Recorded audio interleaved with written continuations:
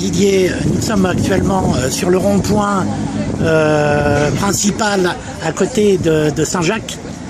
Vous êtes venus tous les salariés de MyTeam, en partie, une grande partie des salariés, pour occuper ce rond-point. Tu peux m'expliquer pourquoi, pour être plus visible?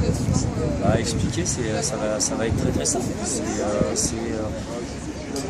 On ne comprend pas comment un arrêt brutal, 24, nous on représente 24 salariés, un arrêt brutal comme ça, alors que les salariés sont tout le temps impliqués dans notre société, une implication, moi ce que j'appellerais au-delà de ce que je pouvais personnellement imaginer, pour faire une société comme celle-ci, en sachant que notre employeur, en l'occurrence M. Ignania, groupe Teamtext, est quand même leader européen et en phase de devenir peut-être le leader mondial.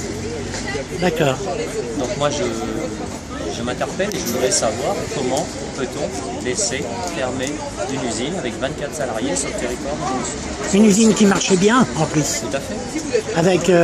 Avec des machines, des process, tout était bien rodé. Avec un process, tout à fait. Après on va aller dans le sens où il est vrai qu'il y avait des pannes récurrentes sur l'outil de travail, mais le process, le savoir-faire, tout était présent ici à Mons. Et les salariés qui connaissaient bien leur boulot. Tout à fait. Voilà. Donc ça a été un coup de massue pour vous d'apprendre ça brutalement en plus. Vous avez appris ça du jour au lendemain. Il n'y a pas eu de signe. Non, moi je serais tenté de vous dire qu'il n'y avait pas de signe avant-coureur. Du fait qu'on venait de changer d'organisation de travail. À l'origine, on travaillait en 2-8, mais on venait de passer en 3-8. Ça faisait 4 semaines, on attaquait notre 4e semaine en 3-8. Donc là, rien ne laissait présager ça. Tout à fait. Donc tout à coup, pof, comment dirais-je, la direction de l'usine vous annonce ça.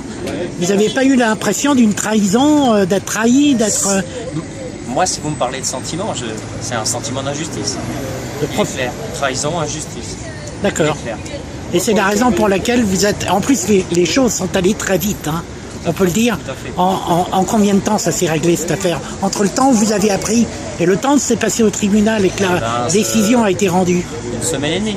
Une semaine et demie à peu près. Parce qu'en fait, quand on est allé au tribunal du commerce la première fois, il y a eu un report d'audience qui avait été demandé par le maître Bachelon. Le maître Bachelon avait demandé un début d'observation. Donc en fait, et depuis hier, c'est trouvé, le couple est trouvé, c'est liquidation. D'accord. Et donc aujourd'hui, vous voulez, et c'est bien naturel, informer la population sur votre lutte et surtout, j'ai entendu parler, les élus. Les élus, on a l'impression qu'ils ne sont pas tellement bougés. Tout à fait, c'est mon but. Je veux savoir pourquoi le premier magistrat de la ville n'est pas capable de nous dire à l'heure actuelle pourquoi on a fermé un site de 24 salariés. D'accord. Et d'ailleurs, il n'y a pas que le maire et président d'Aglo, il y a aussi le député qui n'ont pas donné de nouvelles. Il n'y a pas que le maire de Montluçon qui est impliqué, il y a des gens qui m'ont donné des nouvelles, le maire de Montluçon en l'occurrence non. D'accord. Et vous souhaitez qu'il vous contacte, Tout à fait. Au moins qu'il vous dise ce qu'il en est. Est-ce qu'il essaye de soutenir? Est-ce qu'il essaye de trouver des solutions? Moi j'ai vu dans le journal qu'il avait été voté une motion de soutien pour les salariés de MyTeam, qui a été votée au conseil municipal à l'unanimité. Donc motion de soutien, à moins que je me trompe, ça veut dire qu'il est derrière nous. Oui. S'il est derrière nous, qu'ils me disent maintenant comment on peut faire. D'accord. Et donc là, vous êtes là pour ça, pour rappeler que vous êtes également en lutte et que vous souhaitez qu'il y ait des solutions de trouver pour les 24. C'est tout un symbole.